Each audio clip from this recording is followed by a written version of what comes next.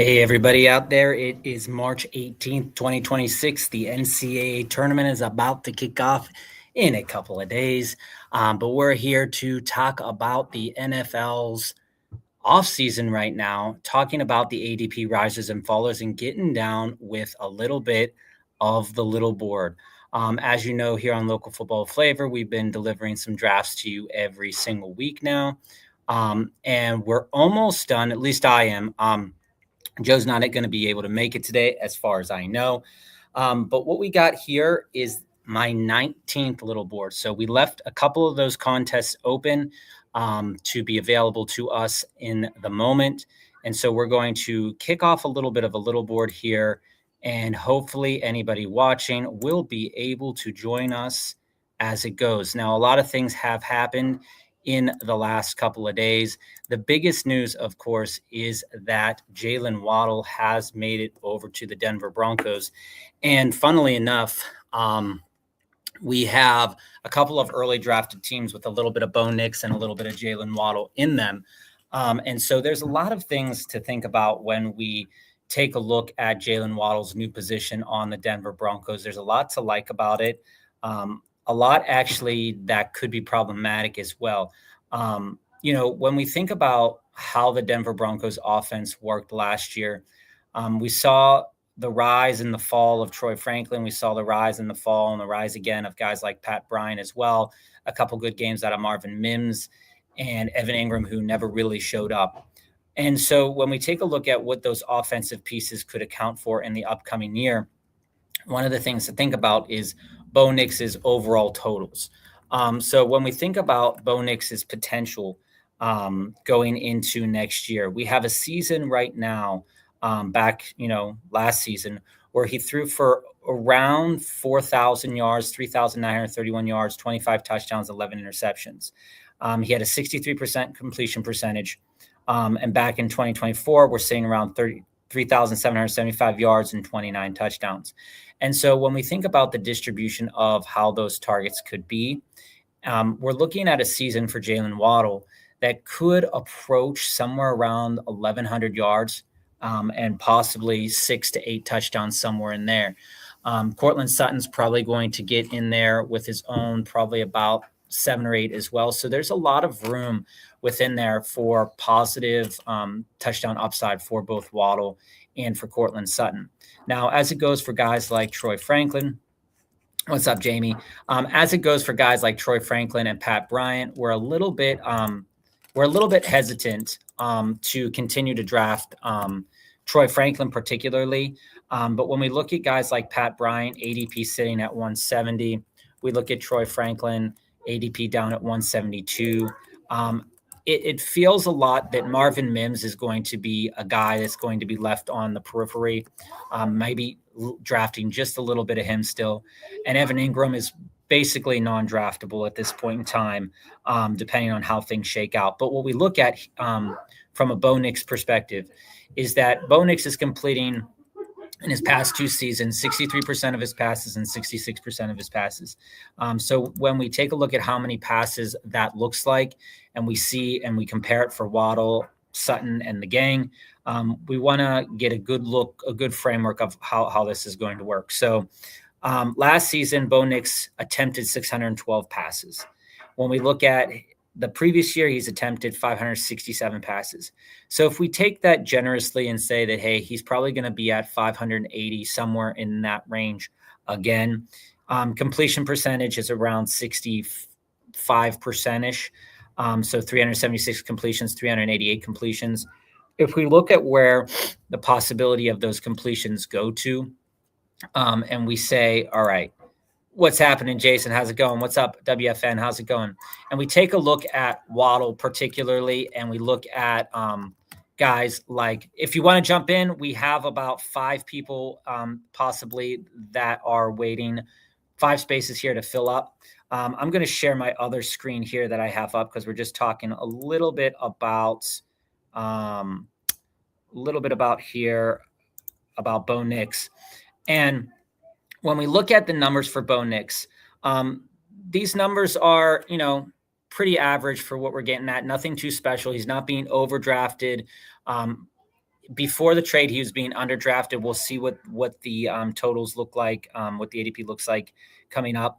But when we look at these numbers, we see that from a total completion percentage kind of rate, if we're looking at a target share that's pretty much split between Cortland Sutton and Jalen Waddle, you're looking at somewhere probably that you might get 80 to 100 targets to Cortland Sutton. You might get 80 to 100 targets to Waddle. And if you're completing 60% of those, that's probably a pretty good clip for both of where Waddle and Sutton are being drafted. The remaining targets being distributed probably to RJ Harvey, Evan Ingram, Troutman, Franklin, Mims, all of the above. So I have to believe that trade is going to be both good for Bo Nix. I don't think Bo Nix is going to change in terms of how many attempts he's actually going to make. Yeah. Joe is on a conference call right now, so we're, I've got just these two in the little board left. I've got, a bunch of big boards left, but we haven't been drafting so many of those. But when we look at this Denver dilemma again, is that if Jalen Waddle and Cortland Sutton, if they fall just a smidge, they're still worth being drafted in. But I wouldn't draft either of these guys ahead of the fourth round. I don't think any of them will go ahead of the fourth round. Where this really makes me interested at, though, is in a guy like RJ Harvey. So when we look at RJ Harvey's already received falling value because of J.K. Dobbins re-signing. Last season wasn't the best. He was, in a way, very touchdown dependent. But what I'm looking at here is this 58 targets is extremely nice to have out of a running back. And he's, fairly efficient with the targets that he was given and giving also some of those touchdowns. So with the movement of some of those targets now to Waddle, we have to think, will these targets for RJ Harvey be able to go up and increase? And it seems like with that arrival of Waddle that he probably won't see an increase in targets, but most likely won't see a decrease in targets too. So I might be able to get myself into drafting a little bit of RJ Harvey. Now, Jason, I'll get to your first question here. RJ targets, will they go down? I don't think that they're going to go down significantly.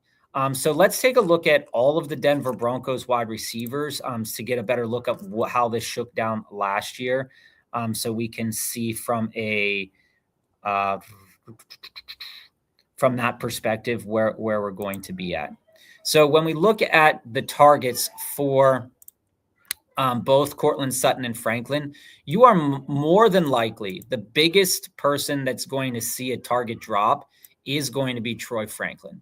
Troy Franklin probably is going to head down to maybe this Evan Ingram number, maybe a little bit higher than that.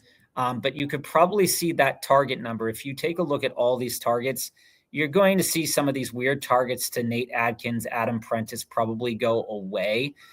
These Little Jordan are not going to be there anymore. These Pat Bryant targets of 41, when we take a look at that, let me make this screen a little bit bigger and get rid of this ad.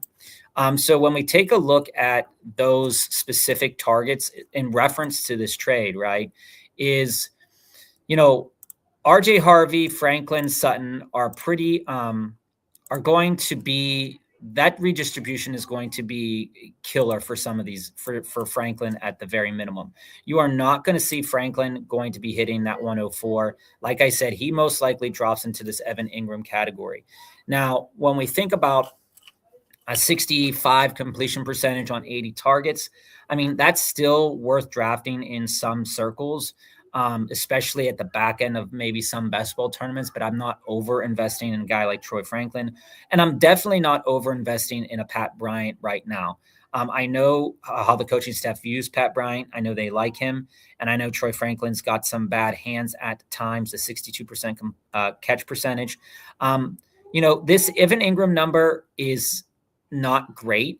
You can see that number dropping slightly more.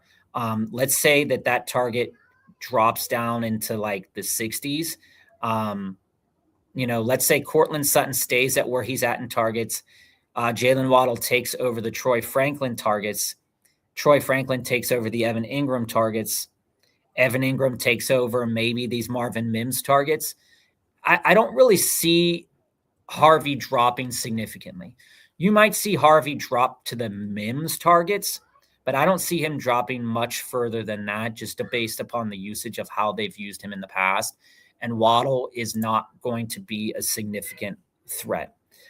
I want to, Jamie, but I worry that it would be too much time away from my wife and my son, who, if you want to know, is developing that no nap syndrome. So there has been plenty of days where he's just up in his crib, just lazing about. If you guys have any pointers on traveling, though, with a kid, I would love to hear it. My son's 2, and we want to get out of Pittsburgh right now because the seasonal weather is killing me, and I just want to get somewhere nice, but I do not know how to travel with a 2-year-old. So if anybody has any advice, love to have it. We still have one person waiting for this little board. Jason, who are the sleeper quarterbacks in fantasy late picks this year? I draft dual quarterbacks, maybe Kyler, Kyler Murray, Willis, all very late quarterback steals. So let's take a look at some of that ADP right now, so we can answer this question a little bit better. I have a lot of opinions about this one, and we will get into that right now. So first things first, I think a guy like Patrick Mahomes is a significant steal from where you would be drafting him if he wasn't going into next season hurt.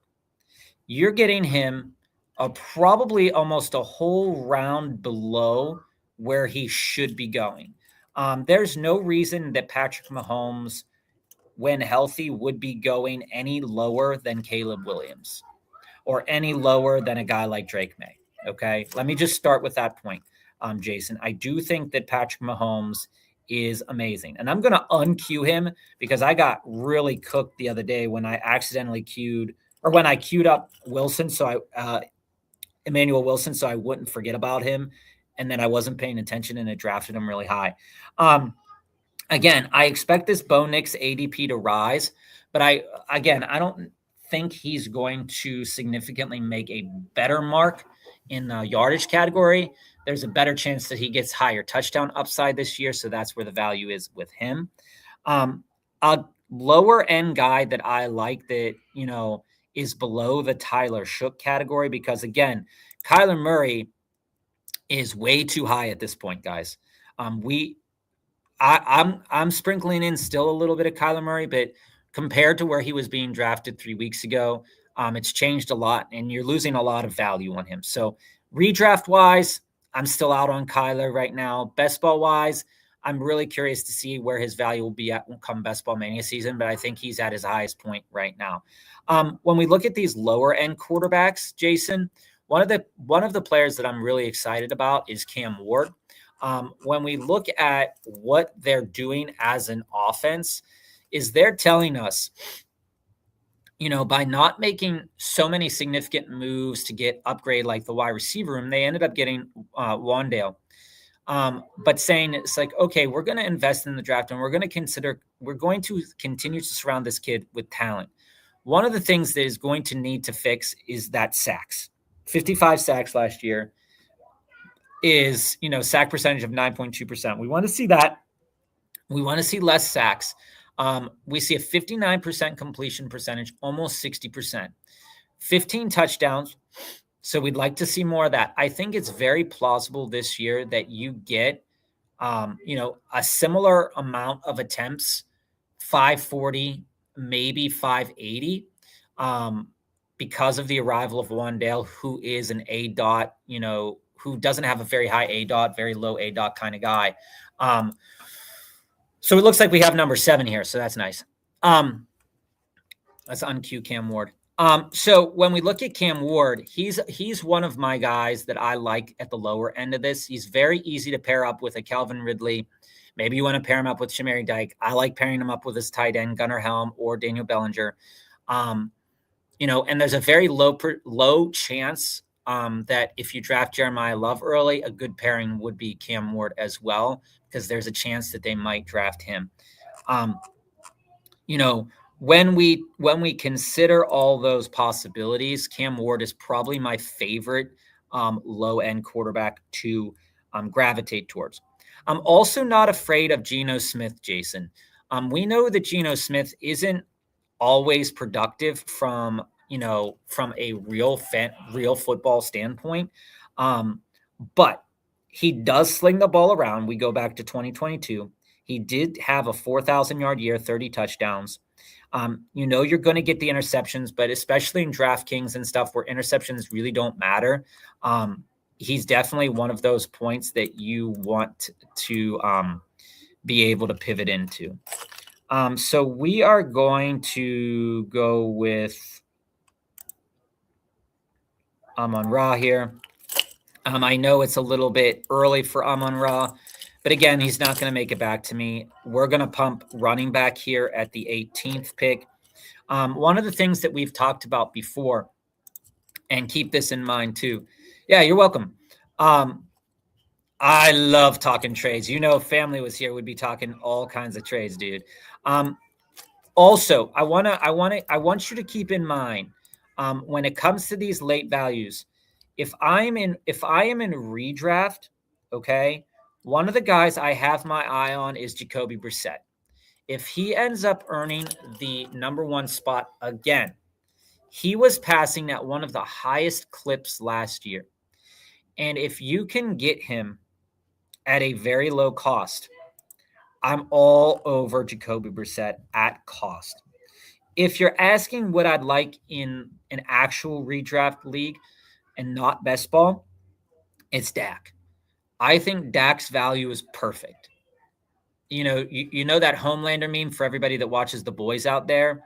Absolutely perfect. I think Dak is in a position to really step up this next year.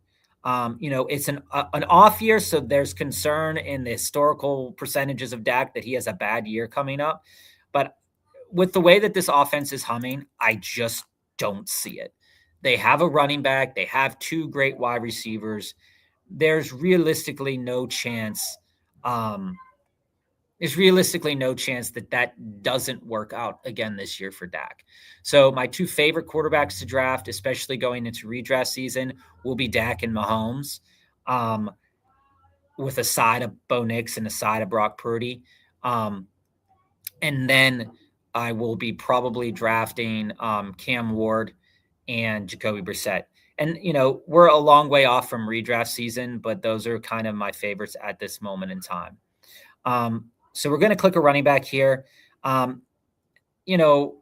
Clicking wide receiver is nice, but I do want to get a running back here. I told you about the idea of Jeremiah Love, but I am not going to pass up on Saquon. Saquon had a really bad season last year from Saquon perspective. Now, it doesn't have to get any better, but you have to believe if you're taking Saquon right here that they do right the ship with the offensive line. They do make some adjustments, and they don't become as undynamic as they were last year. So just keeping that in mind. I think it's Saquon all day, every day. If Omarion was there, I would have had him as well. Fun fact, Jamie, T.Y. Hilton was a player that I used to draft all the time. Almost every season in our auction draft and almost every year, just because T.Y. Hilton had the giddy up to get you that extra boom if you needed it. Sometimes I overdrafted him when I was drafting him. I'm going to see when the last season that he played. So he played from how many seasons did he play? 146 career games. He played from 2012 to 2022, so 10 seasons. I was always trying to ride that high of 2016 and 2014 from a yardage perspective, but I was never able to get it again. So I appreciate that. I appreciate you letting me know. The funny thing, like my kid, Jamie, is all about letters. He absolutely loves letters. He can read a couple of words, like a couple like one-syllable words. And I know he knows how to read them because I didn't tell him what it was, and he knows how to read those words. So he's I call him a smart cookie sometimes. And so that's proving to be true. And so he doesn't really watch the Sesame Street is why I bring it up. So you see everybody pushing the running backs here. You see Travis Etienne going up into the third round at the top of the third round. I love that pick. Josh Jacobs, I love that pick even more. This gives us a little bit of a drop in some guys. I am going to take Olave. I don't draft a lot of Olave. You guys know that. I'm more likely to draft a running back in the third round. But for this team, I am planning on getting Shook. I think he is a guy that can be dynamic. When we look at Shook's stats from last season, and I'm just going over the Pro Football Database right now. When we look at his stats from last season, 67% completion percentage. So we're almost at 68%. Almost getting to about, 70%. His sacks, 31 sacks. So the line is protecting him to a degree. We want that number to be a little bit better. And where we want that number to really grow is in the touchdown department. I think he's up for a good season. And I think that Chris Olave here at the 3.7 gets a little bit of falling value from where we saw him going at in the little board prior. We go with Saquon in the second round, so we still have our running back. It'd have been nice to get Javonte. One of the things I did want to ask you guys about, because this is like one of the things that's been going on in my mind, is Bucky. You know me, I love Bucky. We were drafting Bucky at the 2-3 turn at times. Now he's fallen all the way to the 4th. Value upon value upon value. I just need to hear what you guys are thinking about Bucky, because we see a rise in Bashal Tootin as well. I don't get that right now. I'm going to take Ladd. Falling value of Ladd at the 4.6. Typically, that's only about 2-3 spots. We see that the A.J. Brown, Devonta Smith most likely is going to go Jalen Hurts.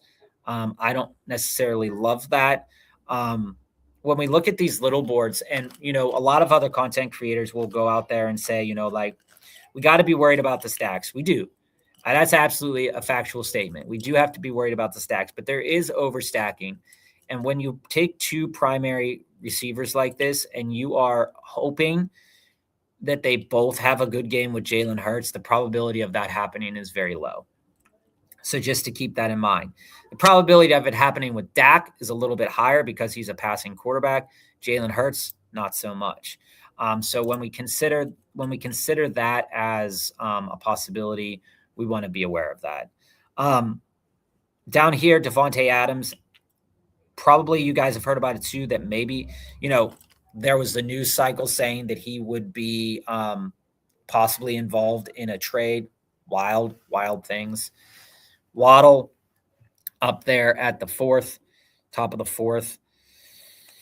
This would probably be a good time for Cortland Sutton if we wanted to go Cortland Sutton. I love Terry McLaurin. Terry McLaurin's value has pretty much stayed the same. 5th round guy, sometimes 4th round guy. There's no reason to say that Terry McLaurin can't replicate 2 seasons ago. His value is going to stay fairly consistent there. We have some two fallers in the running back room with Cam Skattebo, DeAndre Swift. We talked a little bit about RJ Harvey at the top of the show. We're sitting here pretty good with 3 wide receivers. I do have concerns about, injuries, especially with Amon-Ra, especially with Chris Olave.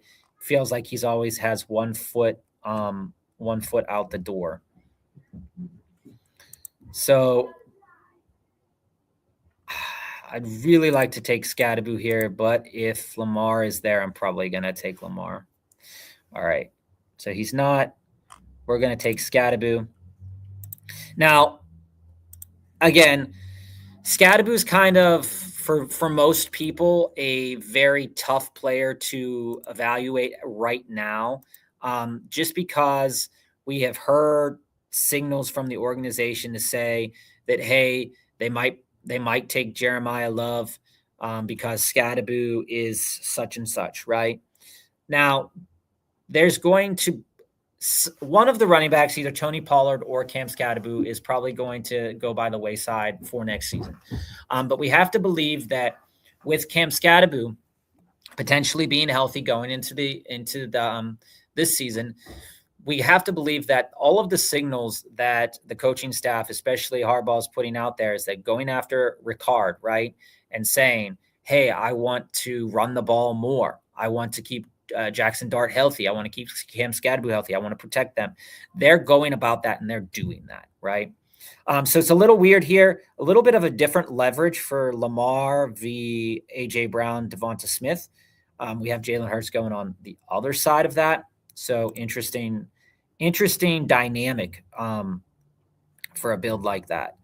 There goes Cortland. Cortland Sutton is still on the board right here at 67. So not a precipitous drop so much. I'm going to have to charge my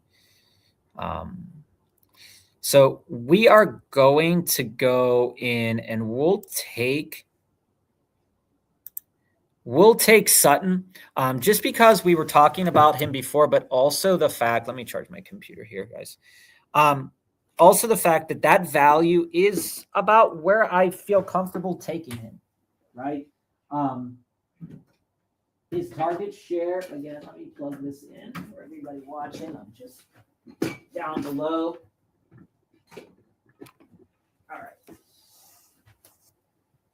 All right. So Cortland Sutton at the 6'6", there's not much crazy change.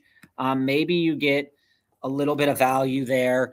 But as the fourth wide receiver, being a guy that's really relevant in the red zone, I like it. Again, that RJ Harvey at pick 6'2", it's nice. I'll take that every day of the week. So we see here, it's pretty much, this is probably what you're going to see from the near future until the draft hits, is Tyson and Lemon going off here in the 6th round, maybe back end 5th if these guys don't know or want that. DK at the 7-1, that's nice because, again, the Steelers as an organization are letting us know that they're going to do something at quarterback. We hope that, as a Steelers fan, I hope that it's not Aaron Rodgers again. But if it is, we know that the targets are going to be there. How good will those targets be? That is a very good question. So we see Drake May falling just a little bit here. So a lot of people need quarterback on the backside of us. We do need a running back. We could take Chuba here. All right, yeah. So we're going to take Chuba here, and we're going to hope that one of these quarterbacks makes it back around to us. So we're hoping that either Herbie, I don't want to go Bo 2 round or a round early. So hopefully we can get one of those. I love the falling value here of Jacoby Myers. I have seen Jacoby Myers go as late as the hundreds, which is really wild work sometimes. So keeping that in mind. I also, this Tucker Kraft, Harold Fannin deal, I'm taking Tucker Kraft almost 1,000% of the time over Harold Fannin. That's nothing to say that Harold Fannin can't replicate or do as well as he did last year. But again, we do not know. It is not as clear what the quarterback situation is going to be. He is a target earner. But the fact of the matter remains is how good are those targets going to be? There is a question about that. We know that the targets that Bo Nix gives his receivers is going to be good, but we don't know if Shadur, Deshaun Watson, et cetera, are going to be those players that we really want. So Kyle Pitts dropping value there. Sam Laporta, could we get him on the comeback? I really like Sam Laporta with Amon-Ra. we might have to play. We might play that if I don't know. We'll see. Because, like I said, I can still get Bo Nix. Yeah, I'm going to pass on Herbie here, and I'm going to go around early on Laporta. And again, the reason behind the Laporta pick, like I said, I did want Herbert there. Herbert may make it back to me. I don't know. He's probably going to go right here at pick 9-1, the 97th overall pick. So if that comes to it, we'll just take Bo Nix here. You see the drop in Dak. Now, like I said, I love Dak. I told you I loved him, Jason. The value is great. 8th round Dak, where he could put up QB1 numbers, is God's work. And I think it's worth your time to be drafting Dak. I do like NBA playoffs, and I dabble with the Pittsburgh Pirates, Jason, just being a hometown team. I'm excited for seeing what Skeens can do for another season, but I'm not excited about the Pirates organization overall. I don't know, like, if you know anything about Pittsburgh, that's the city Joe and I live in. We had a little bit of a cool kind of run, in the playoffs. There goes Bo Nix, so that sucks. We had a cool little run of things for a little while. I don't know. It feels like when Johnny Cueto was playing, it feels like that was many eras ago, many moons ago at this point in time now.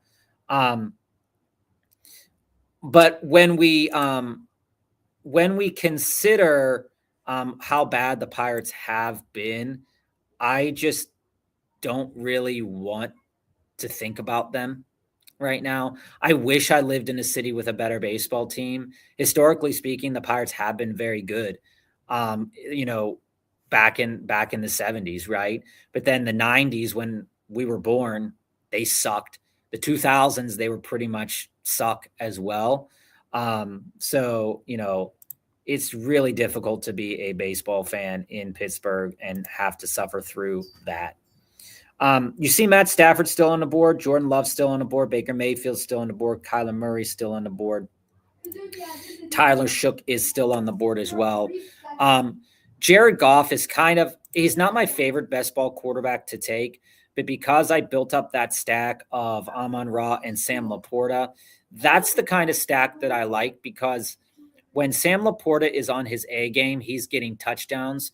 So if Sam Laporta is getting touchdowns from Jared Goff's most likely thrown 3 touchdowns, and 1 or 2 of them is going to go to Sam Laporta. So Sam Laporta is going to give me a usable tight end week. I've told you guys this before, I do really like pairing up quarterbacks with tight ends as a stack, even if it's just my only stack that I have with a player. I really like that a lot. Yeah. I mean, when the Bobby Bonilla contract, every time that gets brought up, I always realistically have to laugh at it, because that amount of money is totally absurd. And when we look at the NFL contracts, there's nothing as absurd. My family, when we were growing up, we always talked about how it was absurd that baseball players were getting paid more than doctors and nurses and stuff like that. And I really want Wandale, but I really want Tyler Shook here. So I am going to go Tyler Shook here. If my quarterback room was a little stronger, I would have went Wandale there. I expect Wandale to go like right here. But yeah, so we always thought it was like really weird, but I just can't. I just can't believe how much money. My friend always loves talking about Bobby Bonilla Day. Yeah, I mean, here's the thing.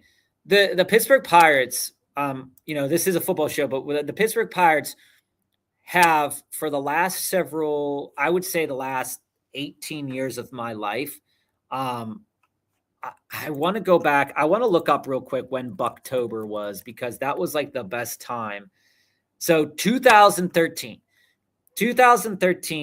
was when we saw, I think, the last iteration of when the Pirates were a competitive organization. And this is after having the maddening thing about it, Jason, is that we look at the Pirates, and they have had so many high draft picks, so many, and it feels like they always trade them away to the New York Yankees. Like they always trade players away to the New York Yankees. And it's absolutely maddening as a fan of the baseball team to watch this and be like, oh, you love Garrett Cole? Well, guess what? He's now a Yankee. You love Josh Harrison? Oh, guess what? Now he's on a different organization as well. Yeah. So they run from 2013 to 2015. What a time to be in Pittsburgh, guys. When that was happening, boy, like it was absolutely the best time to be a fan of the Pittsburgh Pirates, right? All right, let me get my queue up some picks here. I love Jalen McMillan at his previous price. He has climbed up. We're gonna take Kittle. We know Kittle's going to be injured for a significant part of the season, most likely, but with Sam Laporta there, I'm okay taking these two tight ends and then stashing on a back end Juwan Johnson, a back end, uh, you know, Gunnar Helm, something like that to really work with. We're only sitting here with three running backs: Saquon Barkley, Cam Skadaboo, Chuba Hubbard, and four wide receivers. So we do want to up that a little bit. But back to what I was saying about the Pirates is that since 2015, they have not been competitive. 10 years of uncompetitive baseball, after 3 years of competitive baseball, after 21 years of uncompetitive baseball, and all of those high draft picks. Like, what are they doing? Like, what are they doing? Yeah, I do like Sadiq too. Um, but I do think when we look at the market for what tight end is going to look like, a lot of these tight ends are already established. Um, I would have a concern for a guy like Aronde Gatson though. I think Aronde Gatson is going too high, and a player like Sadiq could absolutely overtake him. The Ferguson pick is one of my favorite picks this late. He's a top 3 tight end, um, if given the opportunity, and I think that he will be given the opportunity going into the future here. Um, so if we get the opportunity here, we are going to take Josh Downs. Josh Downs is a player that whose target share is most likely going to increase, even if it's just a slight amount. An increase in Josh Downs' target share will make him more fantasy relevant this year. And I think when you're looking at all the receivers in this range, I would rather take a chance on Josh Downs, already knowing what system he's in, rather than a rookie having to spend a half a year in the system learning it. Now that could change if Denzel Boston or Casey Concepcion goes to Indianapolis, but I'm not sure I see that happening. So stacking. I will say this about stacking before we get to the question about Najee. When we look at stacking, it's really important to consider stacking within your team dynamic. Okay. When I say team dynamic, what I'm talking about is how does that stack work within the framework of your team? And are you overpaying for a stack? Or are you paying the right price, or are you underpaying it? And are you overstacking? Okay. So just take it for an example here. Like this person goes AJ Brown, Devonta Smith, then goes Lamar Jackson, loses out in Jalen Hurts. I like that idea from the perspective of that Jalen Hurts, when he has a great game, Jalen Hurts style, right? He's going to get a couple of touchdowns with his legs. So it doesn't necessarily equate to a great game from AJ Brown or Devonta Smith in the touchdown category. Now, again, yardage, that does make a difference. But if I'm thinking about a guy like Matthew Golden, for example, I do want to pair him up with Jordan Love. Because he's going to have his most value when Jordan Love is on a really huge bender of passing game. So it really is, and also does the stack. I really want to take Cam Ward here. Stephon Diggs fell really far. I should take Juwan. Jacoby Brissett's still on the board, so that's okay. I'm going to pass on Cam, and we're going to go with Jawan here. We're going to pull him up just a little bit. Because these guys down here, this guy doesn't have any tight ends, and I think he'll go 2 tight ends. So I don't want to lose out on that stack.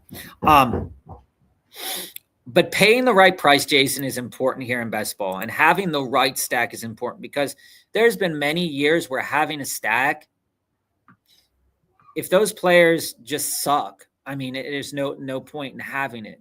But as I said, one of my favorite things to do is to make sure that I get my quarterback's tight end if that tight end is going to be a usable piece for the offense. So let's say, for example, you draft Jordan Love. Say you draft Tucker Kraft. I think, in my estimation, it behooves you to take a guy like Tucker Kraft and Jordan Love together, because when a quarterback, statistically speaking, if a tight end is having a great game, it's going to come because he has multiple touchdowns or he has like 8 targets for 100 yards. Not many tight ends can get 8 touchdowns for 100 yards, or 8 touches for 100 yards, right? But if a tight end is going to go off, it's going to come if a quarterback is having a multi-touchdown game. And so I do want to invest in that as much as possible. And it does, and you can see it. All of these guys, Colston Loveland, for example, right? If Caleb Williams is having a great game, Colston Loveland's going to have it. So you do want to pair those guys up. Having a wide receiver, a tight end, and a quarterback makes sense. I really like this Stardust team. Mendoza and Bowers, and he's probably going to pick up a back-end wide receiver here. So we lost out on Jacoby Brissett. Cam Ward's still on the board. If Cam Ward, Daniel Jones too. We do have Josh Downs, so we're going to put Daniel Jones ahead. We have enough in front of Daniel Jones that we can eat the injury period.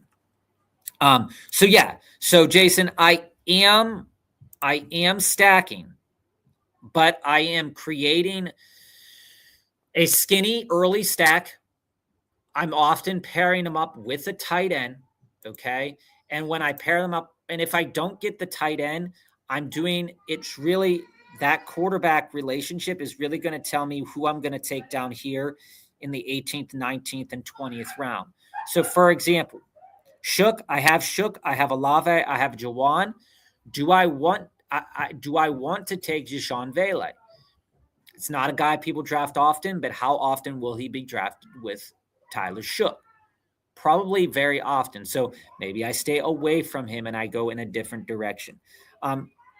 So there's a lot of things to consider. Debo falling here in the 14th round is not surprising. That Cam Ward price that guy got a blessing there. And this is an example where I should have taken the value of Cam Ward and not Daniel Jones, but where I wanted to get that little skinny stack with Josh Downs. Yeah, I 1,000% agree with you, Cross.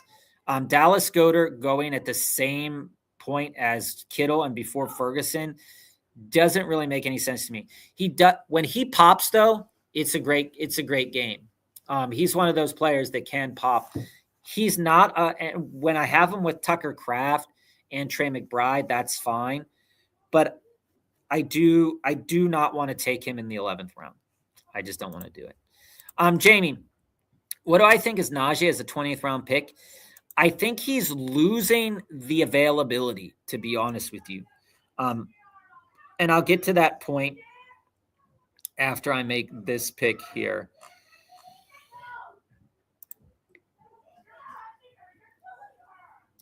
So when I look at a player like Najee, I don't have any problem clicking him in the 20th round, realistically speaking.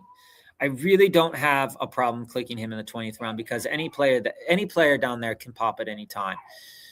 But I do have a concern about availability and what team he goes to, because we are running out of teams that need. We are running out. I might take 4 tight ends on this team. When we look at the availability and how it's running out, is that when we look at each team and what they might do and what they might need, most of these teams, the majority of them already kind of have their running back situation figured out. Um, Joe Mixon is also still available. You guys know I was taking a lot of Joe Mixon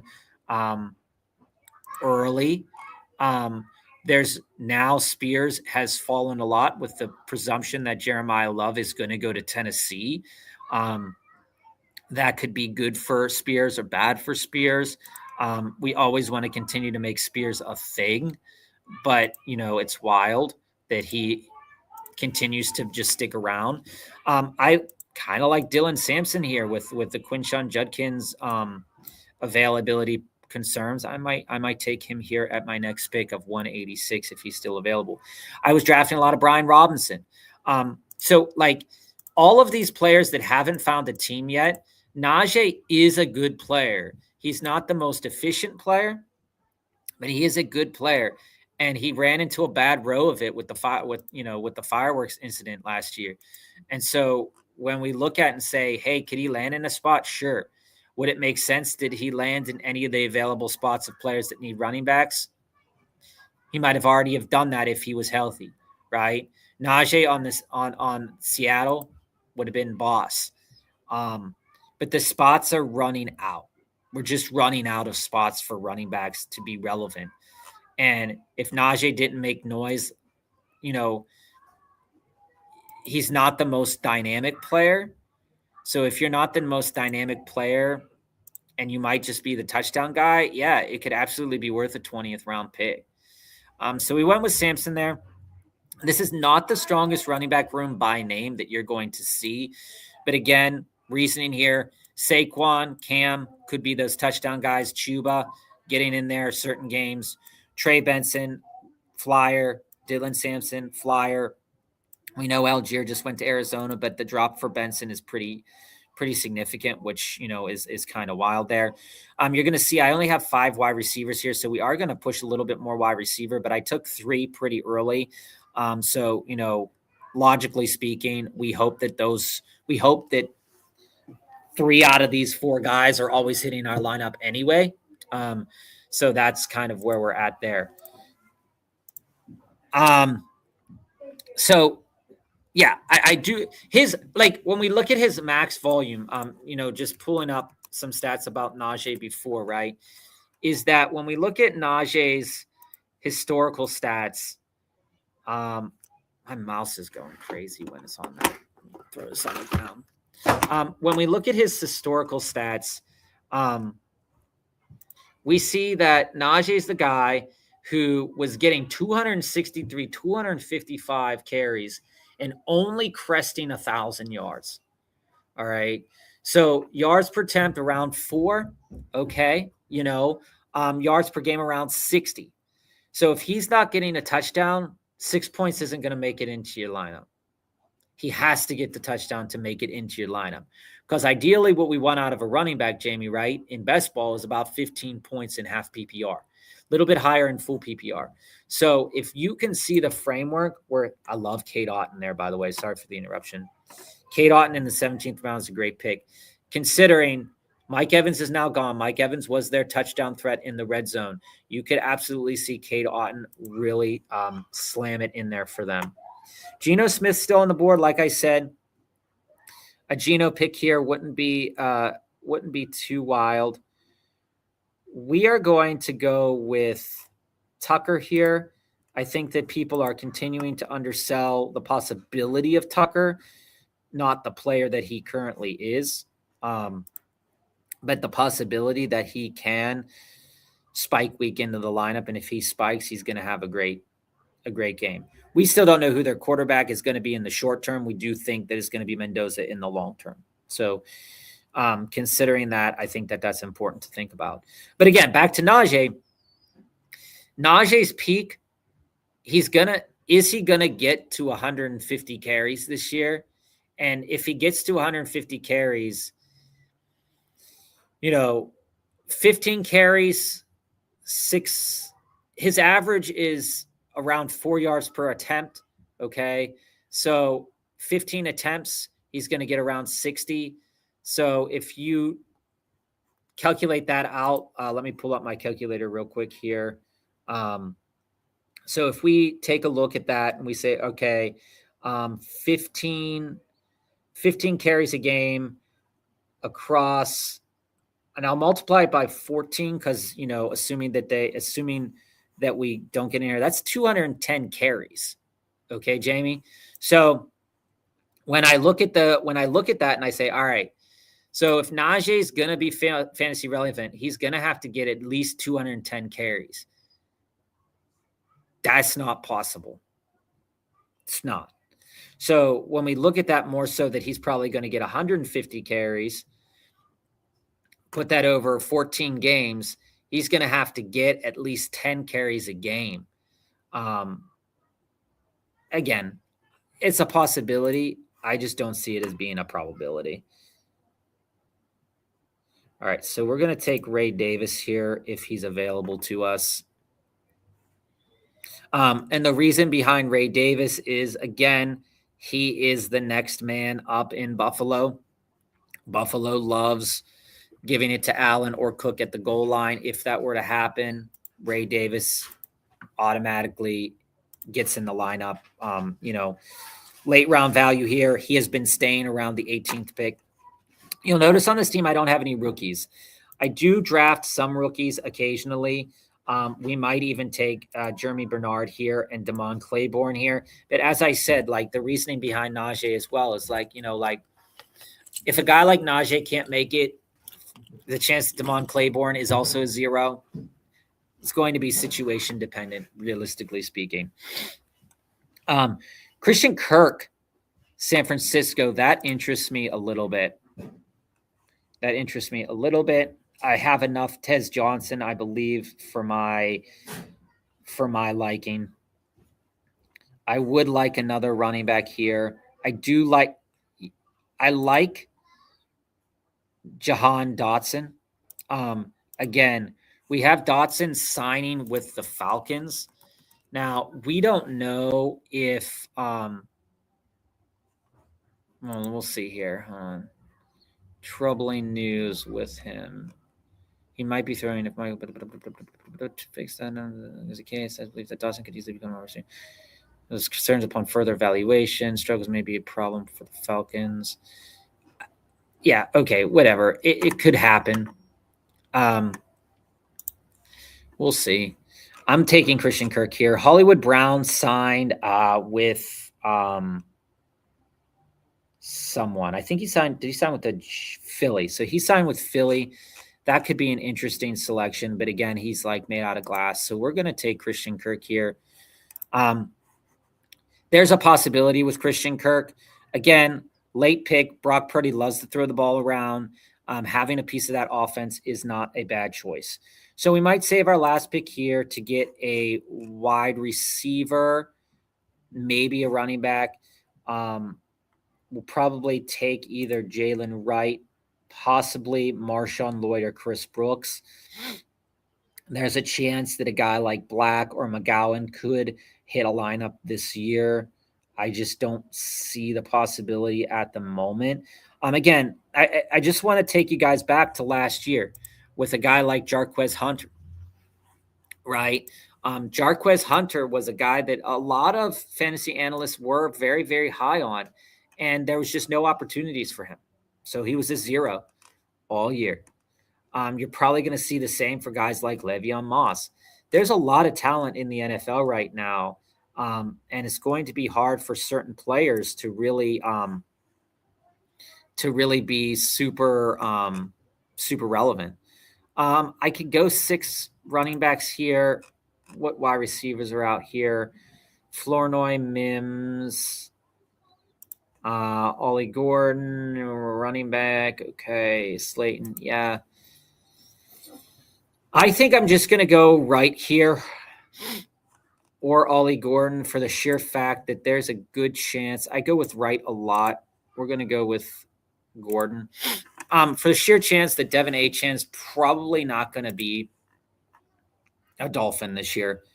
So there's going to be some opportunities there. It'd be a hell of a lick if Jeremiah Love went to the Dolphins and they traded HN because of whatever they didn't like his contract or whatnot. That'd be a wild thing.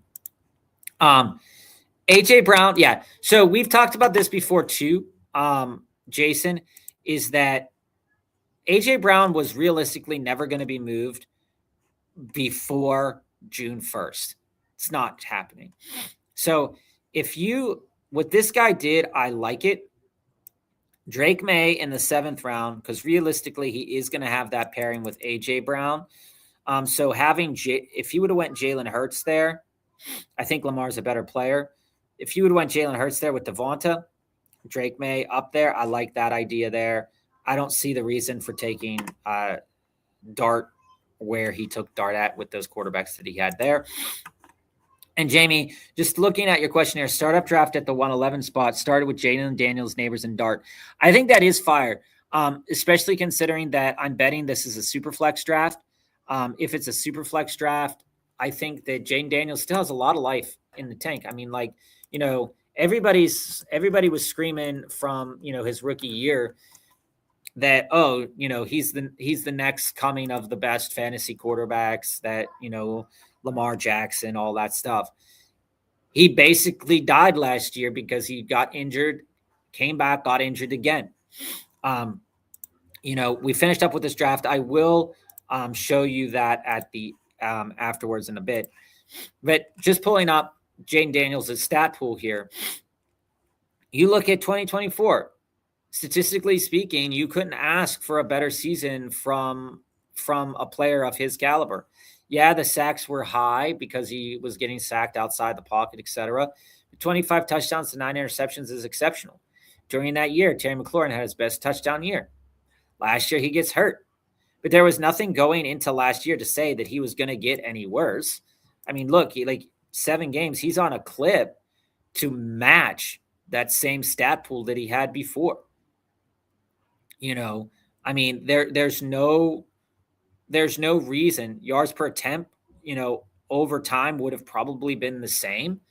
I mean, if you want to draft a fantasy quarterback, Jaden Daniels is the guy to go to right now for me. When I see Jaden Daniels' numbers and I say, hey, I can get that at the back end of the 5th round here, I think that something like that is super valuable. Just as an example, right? Let's go into one of the first little boards that we drafted. All right. Actually, we'll go into the first big board that I drafted this season.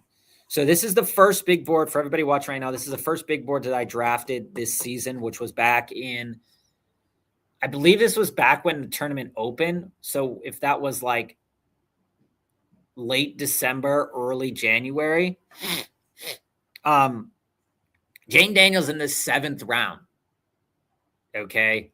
Wild, diabolical work. Things, we drafted Joe Burrow, T. Higgins, Jamar Chase, got that little stack there. Overdrafted Woody Marks, unfortunately. Overdrafted Pat Bryant. That happens whenever we draft these players a bit early. Got the 2 Tampa wide receivers late. Devin Neal's going to be a dead asset in this tournament. Michael Triggs probably going to be a dead asset in the 0 as well. When we look at that, though, and we say, okay, Jaden Daniels' starting ADP was 7th round. Then we climb up a little bit. Let's go to whatever big board, little board this is. 1, 2, 3, 4, 5, 6, 7, 8. So this was the 8th little board I drafted. This was probably back in February. And again, this is an exercise just to go in and see where some of these players were going and where they're going now. Okay. Jalen Waddle's ADP started really wild. Jalen Waddle was going in the 7th round. He made his way up into the 5th round. So if we look at where Jaden Daniels was going, 7th round, okay, that little board was probably only a little bit after that. We go to the most recent more of the most recent little boards, and you have Daniels going in the 6th round. Now he's traveled all the way up to the 5th front end 6th, back end 5th. Okay. He is going to be a player that is going to be really, really, I think, worth it when we compare him to other players being drafted in the same margin.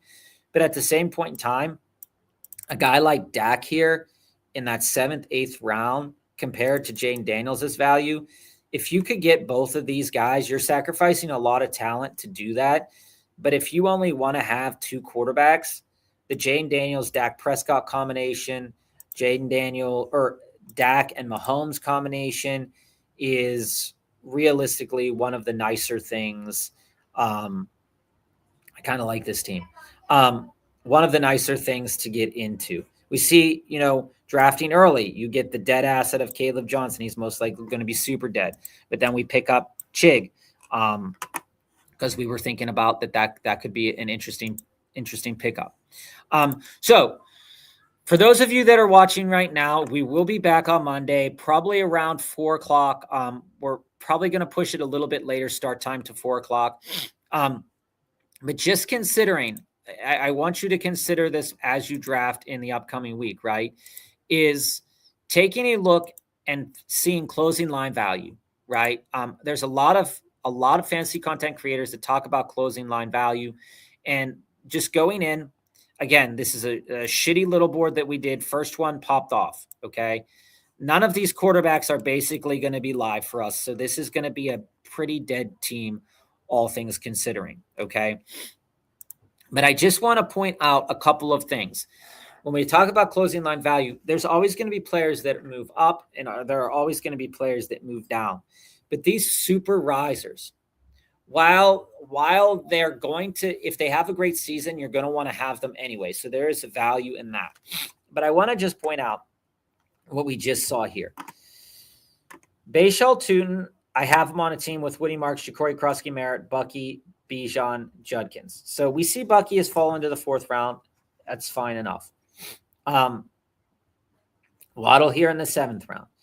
Bashal Tutin in the 8th, 9th round was really where that value for Bashal, if you're a value drafter, where you really want.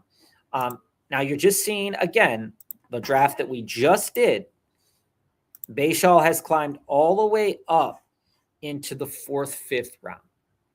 So you are drafting behind the 8 ball here.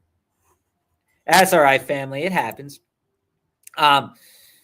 Arizona, surprisingly enough, doesn't do daylight savings time, or they're always in daylight savings time. So that's got to be like the Wild West out there. But when we look at this from that perspective, is that talking a little bit about Bashal Tutin here for everybody watching right now, is that right now Bashal is, or Bashal, however he wants to say his name, we'll get it right, 4.4. We go back prior to the offseason moves. This was a draft prior to all those offseason moves. And Tutin was going here. Where is he at? Bashal. We have 7th round Bashal. And we said when the opening lines opened up, he was 9th round. So you have now a 5-round jump for some people, 3-round jump for some people. Those teams are going to have zeros. Like I just showed you. Michael Trigg is going to be a 0. Devin Neal is going to be a 0. So drafting early, yes, you are going to have a lot of zeros as well. But you are most likely not going to have a lot of zeros at your high value picks. And right now, when you have to scooch Bashal up to the 4th round, 5th round, you are now competing with people who already drafted him with some other guys. So let's just take a look at this before we go off. I don't understand it. Like, it just keep everybody on the same time. Let's take a look. It's just as an example so you can see what I'm talking about here when it comes to this closing line value for a guy like Bashal, right? So here, you have this team Z-Millie. So let's go over to Z-Millie here. And this team has Drake May, Sam Darnold, Jacoby Brissett, all starters, right? Judkins, Bashal, Jadarian Price, Woody Marks, Trey Benson, Kamani Vidal. Amon-Ra, Tet, Garrett Wilson. There you go, Diggs. Shaheed Franklin, probably going to be a little bit less of a player here, and Trey McBride. Let's go then back a little bit more, and let's take a little board from the middle of the pack. Let's find Tootin here. So Tootin here went in the 8th round to KRS 0123. So let's take a look at KRS's team here. We have Jaden Daniels, Bryce Young, Jonathan Taylor, Swift, Tootin. So Tootin is his 3rd running back here. Rico Dowdle, Merritt, Connor, Neal, Dead. Jefferson, Tet, Tyson. A little bit of an overdraft on Tyson. Coker, Debo, overdraft. Then let's go to the little board that we just did. Now, that's not to say that this person's team isn't good, but let's take a look at it. So we have now DPPS, where DPPS has not only 1, but 2 running backs that have really went flying up the board. David Montgomery was not being drafted as highly. You're looking at a 10th, 11th round guy now being drafted pick 57. Bayshall being drafted pick 40. So these 2 players here, while they might not be a combination on many teams, where that's where your leverage is kind of at, now you have 2 players that have climbed in value where you might be losing out on some other positions. I don't necessarily think this guy did. I think this player drafted a pretty decent team. I wouldn't have drafted Aaron Rodgers though, but this combination of players could be very successful. But you bought David Montgomery and Tootin at their closing line value. So you just have to be aware of that when you're taking guys like that, where Tootin's most likely not gonna climb up higher, and he's probably not going to go down much lower because they already completed some of those signings. Same goes for David Montgomery. So they're pretty much where they're supposed to be. Javonte. For some people, Javonte was a 3rd running back on some teams. So those various combinations, let me see if we have a Javonte team here to kind of show you an example of what I was talking about. There was a Javonte Bucky. Here's a James Cook Saquon Bucky. That team's going to be a little bit more relevant. This team's going to be dead. I know that. A lot of Bucky here. Not always a blessing. So let's see. That's a good one. Pollard. We got Pollard on the rise on that one. Kyron and Pollard. A lot of Pollard. I was in a draft with Mick the other day, and a lot of Pollard came through on that side too. So dead Joe Mixon here, but we have some assets here. Josh Downs. And the other thing too is you guys just saw me draft Josh Downs. A couple months ago, last month, he was sitting there at ADP 153. Where we just got him at here was ADP 132. So he's climbed significantly too. But his value in terms of where he was at on the board isn't as high. So we'll talk about that on Monday and talk a little bit about closing line value. I know Joe a little bit disagrees with me on a couple of things, but that's okay. All right. So if you were with us today, we appreciate it. Like, follow, subscribe if you haven't already. Joe and I will be back next Monday, probably around 4:00, maybe 3:45. If you want to go back and watch the replay, we appreciate it. Yeah, family. Where's that Dynasty Trade of the Week? Did we do one? Before we go offline, I need to know. Dynasty Trade of the Week. I don't know if you did it with Joe, but we need to pop off a Dynasty Trade of the Week. Leave it in the chat. I'll make sure I respond to it after we go offline. So we're going to end there. We'll be back on Monday. We appreciate everybody for watching. Thank you. Local Football Flavor out.